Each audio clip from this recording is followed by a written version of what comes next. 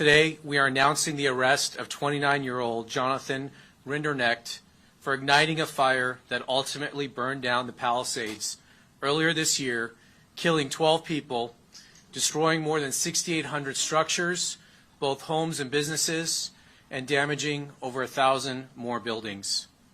The complaint unsealed today charges the defendant with destruction of property by means of fire, a felony that carries a mandatory minimum 5-year federal prison sentence and is punishable by up to 20 years in federal prison. The defendant was arrested yesterday on a federal criminal complaint near his Florida residence, and he's expected to make his initial appearance today in the federal court in Orlando, Florida. I stress that the complaint contains allegations, and every defendant is presumed innocent until proven guilty in a court of law. The allegations in the affidavit are supported by digital evidence, including the defendant's ChatGPT prompt of a dystopian painting showing in part a burning forest and a crowd fleeing from it. And we're going to put that up on the screen here once we get that going. The allegations are, there it is. That's from his ChatGPT.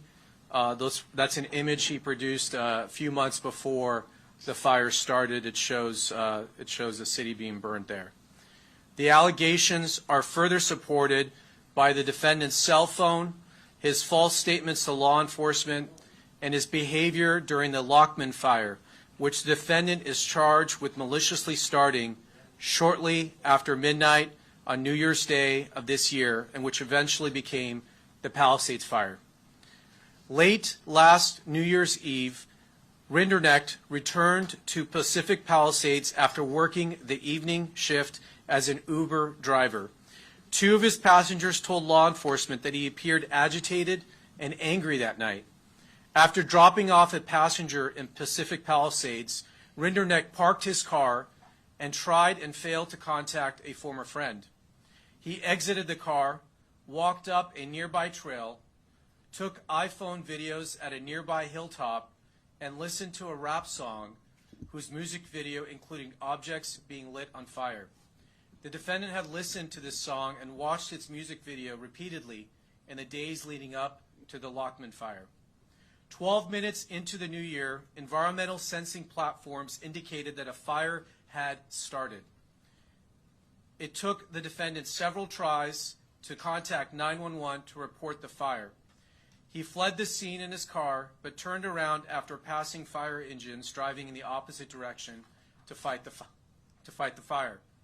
While the Lockman fire burned, the defendant walked up the same trail from earlier that night to watch the fire and firefighters, using his iPhone to take short videos of the scene. Although firefighters suppressed the blaze, the fire continued to smolder and burn underground within the root structure of the dense vegetation. So that fire started on January 1st, and it smoldered underground for about a week until on January 7th, heavy winds caused this underground fire to surface and spread above ground, causing what became known as the Palisades Fire, one of the most destructive wildfires in Los Angeles City history. Law enforcement got to work and by January 24th had identified and interviewed the defendant. During his interview, he lied about where he was when he first saw the Lockman fire, claiming he was near the bottom of a hiking trail. Geolocation data for the 911 calls showed that he was standing above the fire in a clearing merely 30 feet from the blaze as it rapidly grew. As the world watched in horror as the Palisades fire burned, victims perished in the smoke and flames. Homes where cherished family memories and belongings were turned to rubble and ash. The iconic Pacific Coast Highway along Malibu looked like a war zone. Thousands of people were forced to evacuate. Though homes and businesses cannot be rebuilt, this arrest, we hope, will provide a measure of justice to all those who were impacted.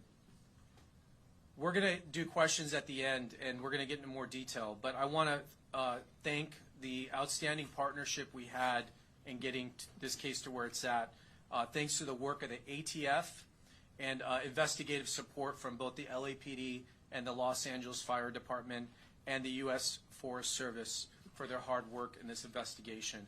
I'm going to turn it over now to Kenny Cooper, who's the special agent in charge of the ATF Los Angeles Field Office. Thank you. Good morning. My name is Kenny Cooper. I'm the special agent in charge of ATF's Los Angeles Field Division. Today marks a significant moment in a long road to justice for our community. After more than 8 months of tireless, meticulous work, I stand here with our partners, proud to announce an arrest in connection to the devastating Palisades fires that claimed lives, destroyed homes, and shook this community to its core. Jonathan Rinderknecht, age 29, residing in Melbourne, Florida, was taken into federal custody by ATF special agents, a Los Angeles City Fire Department investigator, and a Los Angeles police detective. This partnership and arrest is significant in the three agencies working hand in glove to get this investigation to where it is. Rinderknecht, as the U.S. Attorney mentioned, is charged under Title 18-844F, malicious destruction by means of a fire of real property owned by an organization receiving federal financial assistance. I know this community has endured a long wait for answers. Families have carried an unmanageable grief, and an entire community has been left to heal while living with questions. Although we cannot share every detail of this investigation, it is still an active investigation, and judicial proceedings remain ahead. I can tell you this: from day one, ATF and our partners have been relentless. We made a promise to find answers, and we have kept that promise. To give you a sense of the work, I want to highlight the extraordinary level of cooperation between ATF and our partners: the Los Angeles City Fire Department, the Los Angeles Police Department, the Orange County Fire Authority, and the United States Forest Service. LA City Fire asked for our assistance, and within 24 hours, ATF's National Response Team arrived on scene. The NRT, ATF's NRT, is an elite team comprised of certified fire investigators, electrical and fire protection engineers, chemists, accelerant detection canine teams, and other experts. We arrived within 24 hours and got to work with our partners. We processed hundreds of acres of damaged fire, examining every inch for the smallest clue. Over the course of the last 8 months, investigators conducted hundreds of interviews, including witnesses overseas, and pursued more than 200 leads. We collected more than 13,000 items of evidence, including fire debris, digital data, DNA samples, all analyzed by ATF's state-of-the-art forensic lab. Our team carried out 500 scientific tests, supported by ATF's Fire Research Lab, the nation's only large-scale fire science lab dedicated to fire investigations. More than 10 of our top engineers and support staff contributed to this laboratory analysis. This investigation has been documented over 300 ATF reports, including a 200-page report detailing the origin and cause of this investigation. ATF technical surveillance specialists were integral in reviewing approximately 1.5 million phone records and data extracted from digital evidence. And I highlight this because I know there's questions on the length that it took us to come to this conclusion. But we were reviewing a lot of evidence from one of the most catastrophic fires in the U.S. history. Through this extraordinary team effort, investigators determined that the Palisades Fire, reported on January 7th, was caused by an intentionally set fire near a viewpoint along the Temescal Ridge Trail in Topanga State Park on January 1st. The fire was a holdover fire, meaning it was deeply seated in dense vegetation and roots and continued to burn undetected until catastrophic weather ensued, resulting in the Palisades Fire. Rinderknecht is now charged with setting the January 1 fire. We know this arrest cannot erase the pain or grief or losses endured. but we hope it is a step forward. It is proof that justice will not be forgotten, that our accountability will be pursued by ATF and our partners, no matter how complex the investigation and no matter how long it takes. To the families who lost so much, we hear you, we honor you, and we will continue to fight for you. The ATF established an email address for the victims and witnesses to contact ATF Victim Witnesses Assistance Program through the Palisades at atf.gov. Once again, I'll say that, the Palisades at atf.gov. Based on the information received, a regional victim witness specialist may contact you. That's my initial statement. I'm going to hand it over to the Chief of LA Police Department, Chief McDonald, and I will be open to questions afterwards. Thank you. Thank you, Kenny. Good morning, and thank you all for being here. I want to begin by thanking the U.S. Attorney's Office, our partners at the Bureau of Alcohol, Tobacco, Firearms, and Explosives, and the dedicated men and women of our Robbery Homicide Division and Major Crimes Division.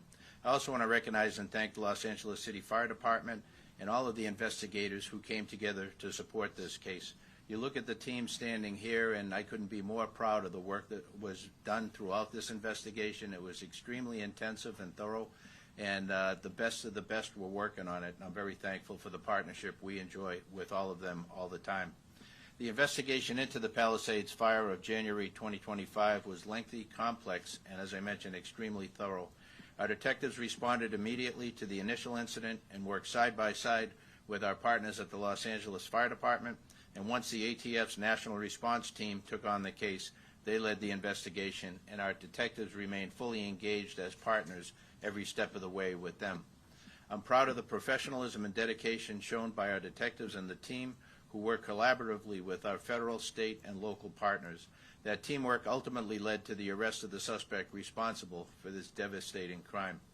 The Palisades Fire was a tragedy that caused enormous harm to the city of Los Angeles, but in the midst of that devastation, we saw something else. Communities coming together with law enforcement, supporting one another, and working through a very, very difficult time. This case is a reminder of the value of strong partnerships across every level of government. When we stand together, local, state, and federal, we are stronger, more effective, and better able to deliver justice for our communities. I'm deeply grateful to everyone who contributed to this investigation, and I look forward to continuing this strong spirit of collaboration as we work to keep Los Angeles safe. Thank you. I'll now turn it back over to U.S. Attorney Bill Essayli. We will be unsealing the complaint if it hasn't been already. It has much more details than what we've gone over today in there, and that'll be available to you. At this time, we will take a few questions. Bill, do you know how this fire started? Okay, we'll start there. How did Rinderknecht start the fire? And in the investigation, as investigators spoke to him, what did he specifically say was the reason? I'm not going to get into his specific statements. I can tell you ATF has determined that the fire was ignited with an open flame. Yeah. Did this gentleman ever live in the Palisades, have any direct connection to the Palisades? Was he familiar with these trails, this area? Yeah, he was familiar with this particular neighborhood, and he had a friend who lived in this neighborhood. So he knew this neighborhood. But he never specifically lived there? He was a resident of Southern California. Do we know what city he lived in? Okay. Yeah, he actually did live in Palisades, and he was familiar with the neighborhood in which this started. We know that firework. The word arson? Yes, it's arson. We Yes. know that fireworks. Okay, let me go here. What was the protocol taken around the initial fire on New Year's Eve, New Year's Day? Was there precaution taken to try and make sure that fire was put out properly? And that's quite a Yeah. between when that ended and then the next fire. Yeah, we're not going to get into the full fire response. I'll just tell you the fire department did respond, and they don't say they put out fires, they suppress the fire. So they use the best of their abilities at that time to suppress it. Like we said, there was dense vegetation. The fire went underground, and I'm not a fire expert, but there's only so much apparently you can do about that. So it did smolder there until a week later, in which the winds picked up and reignited. So that's our understanding of it started. Let me go for it here. So did he move to Florida after this? He relocated, yes. Can you say a little bit more about what he was doing there? If you had been living in Palisades, was he camping? Was he hiking? Was he... He just finished an Uber drive. So he just dropped someone off in that vicinity on an Uber drive. He was an Uber driver. He dropped someone off. He was in this neighborhood, and he was, this is New Year's Eve, so it was around midnight, and he went up to this hilltop. And at some point up there, around 12 a.m., he ignited a fire. Residents that we spoke with reported and had video of fireworks during that same period of time. Initially, the belief was it was a group of kids that were there. Are you saying that the suspect here potentially set off those fireworks? You're saying open flame? We have no evidence that any fireworks were set off in this area at the time the fire ignited. Does he have prior criminal history, and has he been cooperative in this process? Does he have his Did he criminal show history? remorse at all? Does he have criminal history? Yeah, he does not have criminal history. We're not going to get into his specific statements. We are going to tell you, though, that he did speak to us, and he made false statements. So that we will confirm. What about motive? You do have something for Yeah. on his phone that you shared. Any indication of motive? We're not going to get into motive right now because we're going to have to prove this case in court in front of a jury, and we don't want to get into that right now. We are laying out the information we have in the complaint. The evidence is based on, you could see some of the key evidence, including the fact that he was the only person in this location at the time this fire ignited. We have no other indication that any other person was there. There were no fireworks at the time. We have several cameras in the vicinity that are there designed to detect fires, and this fire was detected almost right away by those sensors. So there's no indication of fireworks or other things that would have started this. He was the only person there. You heard about this music video and song he would listen to, which had imagery of fires. And then do we have the image up? Are we having trouble with that? And you could see some of his thought process in the months leading up, where he was generating some really concerning images up on ChatGPT, which appears to show a dystopian city being burned down. So more evidence will come out at trial, but we're not going to preview the entire case at this time. Yes, ma'am. Is there an understanding that he relocated to Florida because he was aware that people might be looking for him? We don't have any information of that. It's very clear that this was a thorough investigation. The question is, obviously, so many things burned here, right? So how difficult was it to gather evidence? I mean, you're saying 13,000 items were gathered following 200 leads. I mean, can you... Yeah, I'll let ATF answer that. There was a tremendous amount of work. I mean, we literally have like terabytes of evidence. So I'm going to let ATF answer the work that was done in this case, including the lab work. Just to give us some perspective. Some further perspective on the investigative process. So I know there's been speculation of other ignition sources. And I just want to assure everyone, ATF did not identify this suspect and focus specifically on this suspect. We still utilize our scientific process. And part of the lengthy time that it took to go over the thousands of acres that were burned is we literally had agents with our partners on their hands and knees crawling through fire debris. They're observing fire behavior patterns. They're flagging patterns. An example of that, fire will cause natural debris to twist and freeze in a position pointing to the origin. So looking at all those fire patterns, flagging those, ATF was able to zone, to specifically get into the origin of where that fire started from. Once they dialed into the origin, using all the investigative techniques that they have, then they start really dialing into that very specific spot that fire was created. An example of a fire research lab, they collected buckets and buckets of debris, flammable materials, natural and otherwise, found within that area, sent it off to a fire research lab. They analyzed data from weather, including humidity, the exact temperature, the exact composition of those natural fuels found at that particular time, January 1st, at that particular time, recreated those environmental factors in our labs using their scientific process, then tested different ignition sources. And that's where 500 tests were conducted at that lab. That review process is then looked at by a panel of our experts in a peer review process to see if the science matches up with the theory and the actual evidence that was collected. I know it was also broadcast. We broadcasted it as a public safety announcement back in spring. We went up and recreated a fire very safely with our partners with LA Fire, using butane and scientific process to create the fire behavior to see, and I'll tell you, to the extent of the scientific expertise that we went through, we recreated it in the exact lunar time that the fire started, meaning the exact size the moon was, and as close to the starlit environment that fire started. So we could recreate scientifically a fire and see how fixed surveillance points saw that fire as it developed from other evidence that we collected, both from witnesses' phones, fixed surveillance points, and other data.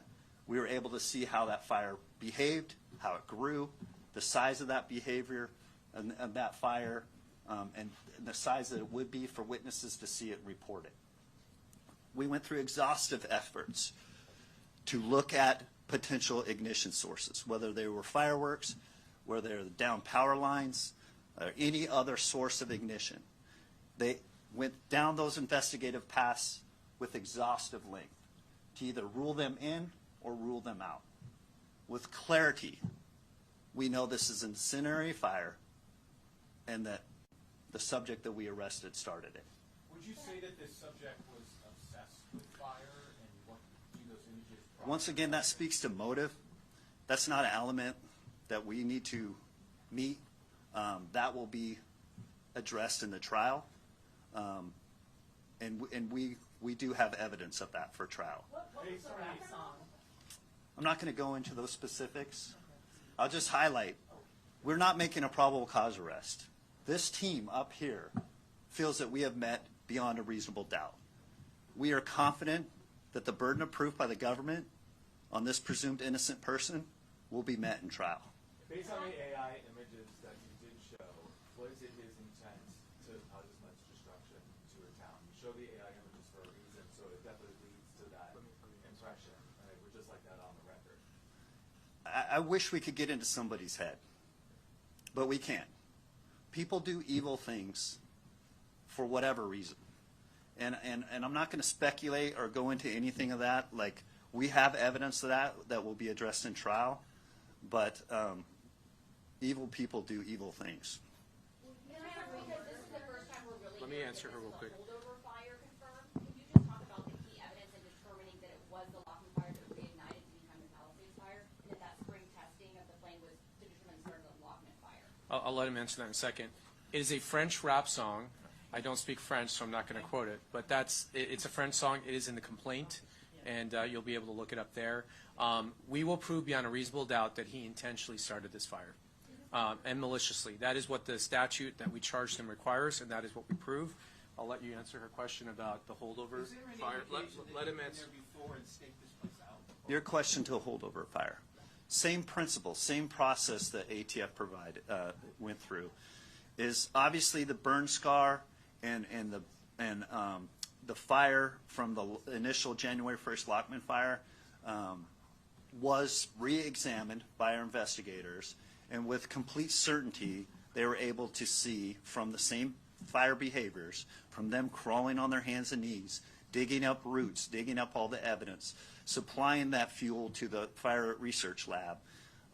They were able, and also in collaboration of other data and other evidence. We have fixed surveillance points. We have witnesses that were up with their phones. We have a lot of different data that all concluded where this fire started, and the fire behavior from that origin, from that Lockman fire, was clearly established in the Palisades fire. Were the passengers dropped off at home or at a business? I'm just trying to get a sense of where he was on his path that then led him off to that hillside. He dropped passengers off within the residential area of that area. Two more questions. Why not pursue murder charges given the fact that both died in the fire? I can answer that. So right now, we've charged him on a criminal complaint. We have not determined all the charges he's going to face. We'll be presenting that evidence to a grand jury, and we will make decisions about additional charges at that time. So this is right now just a criminal complaint. We wanted to arrest him. We wanted to get him into custody. This will go to a grand jury shortly. Did the suspect return back on January 7th? Was he in the area considering he lived in the Palisades during that period? I don't know that we know that. Yeah, I'm not going to comment on that. He did go back the same night. So the night he started the fire, he left. As soon as he saw the fire trucks were headed to the location, he turned around and went back up there. And he took some video and watched them fight the fire. And the charges that you're talking Last about, question. that's just for January 1st, right? He has not been charged with anything for January 7th? No, he is charged with starting a fire on January 1st, which is the fire that burned down the Palisades.